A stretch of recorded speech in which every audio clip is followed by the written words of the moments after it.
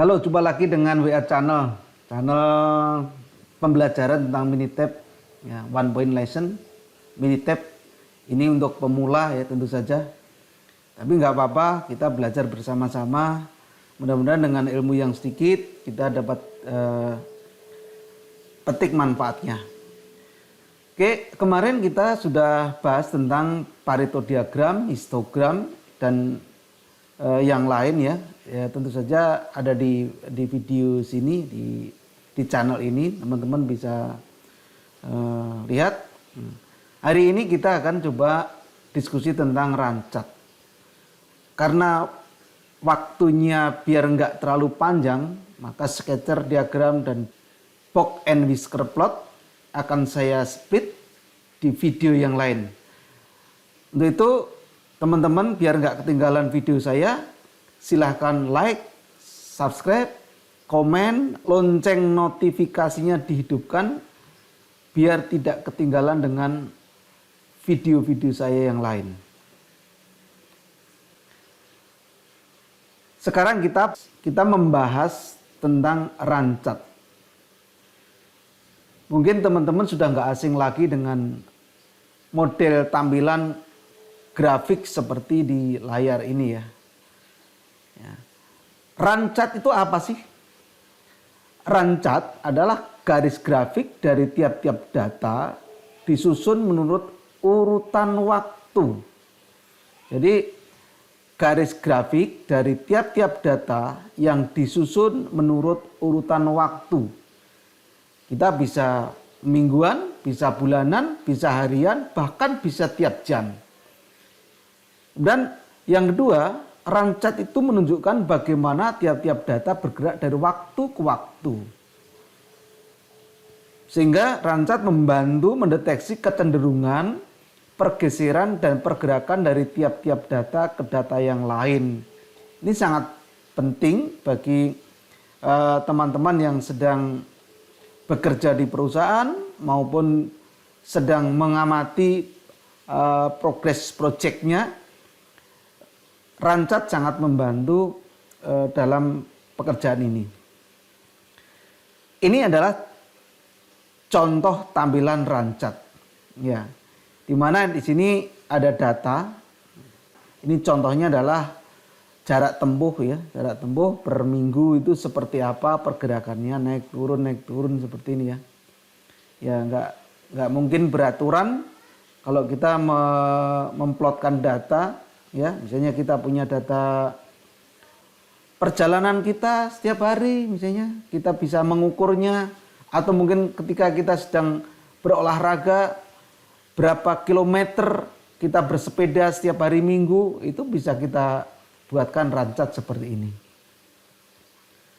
Tujuan rancak sendiri itu bisa mengetahui ada tidaknya lonjakan data. Misalnya tiba-tiba kita bersepeda ya, biasanya 10 kilo misalnya per sekali kita jalan 10 kilo. Tiba-tiba diajak teman sampai 20 kilo atau 25 kilo. Ya, ini akan ketangkap ketika kita plotkan dalam rancak ini. Begitu juga ketika ada pergeseran suatu nilai. Ini sambil contoh nih. Ini di sini ada pergeseran. Yang bergeser itu apanya? Ya tentu saja yang bergeser adalah rata-ratanya. Kalau misalnya kita ambil rata-ratanya ya. Ya semula rata-ratanya di sini, benar bergeser naik. Nah ini ada apa? Kembali kalau tadi kita sedang bersepeda ya. Tiba-tiba kok dalam bulan-bulan ini kita jarak tempuh kita itu sudah lebih jauh dari biasanya. Dan itu beberapa bulan berturut-turut tuh ada di posisi itu lah, itu namanya ada pergeseran. Ya. Ada pergeseran dari rata-rata jarak tempuh kita bersepeda. Nah, begitu juga dengan rancak, kita akan mengetahui adanya tren.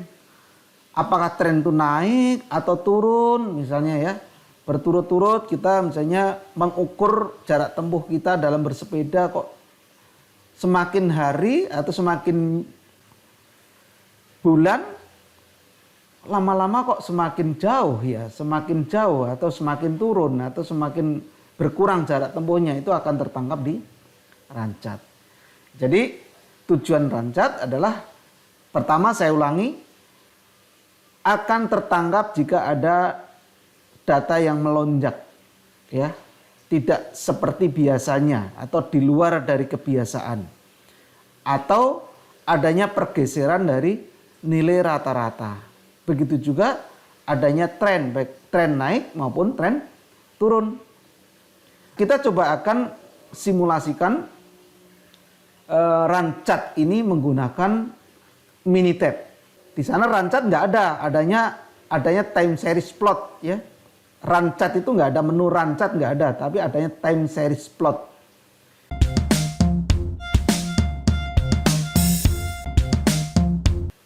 Saya sudah siapkan data di sini. Ini Minitab sudah terbuka, ya.